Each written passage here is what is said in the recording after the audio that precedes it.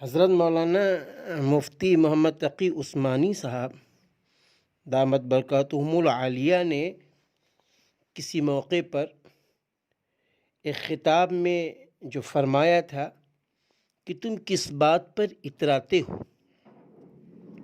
صحت پر اتراتے ہو؟ قوت پر اتراتے ہو؟ کیا مال پر اتراتے ہو؟ کیا علم پر اتراتے ہو؟ ان میں سے کوئی چیز ایسی ہے جس کی ہمیشہ تمہارے پاس رہنے کی ضمانت ہو؟ بلکہ کسی دینے والے نے دی ہے، وہ جب چاہے واپس لے لے۔ اس لیے یہ دو چار حرف اس نے سکھا دیے ہیں، وہ اگر آج چھین لے تو تم کیا کر لو گے؟ بس اس کا استحضار اور تکرار کیا جائے۔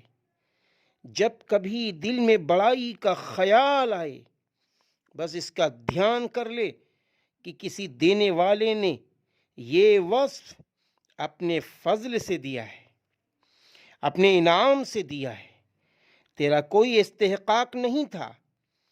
کتنے لوگ ہم میں سے ایسے ہیں جو جوتیاں چٹکھاتے پھرتے ہیں، اور جس طرح دیا ہے وہ اسی طرح واپس بھی لے سکتا ہے۔ لہذا تیرے لیے اترانا اور اکڑنے کا اور دوسروں پر بڑائی جتلانے کا اور اپنے آپ کو افضل سمجھنے کا کوئی موقع نہیں۔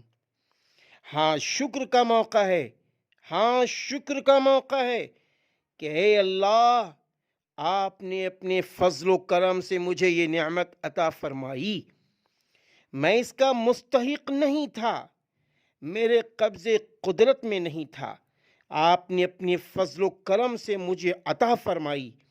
اے اللہ، آپ کا شکر ہے۔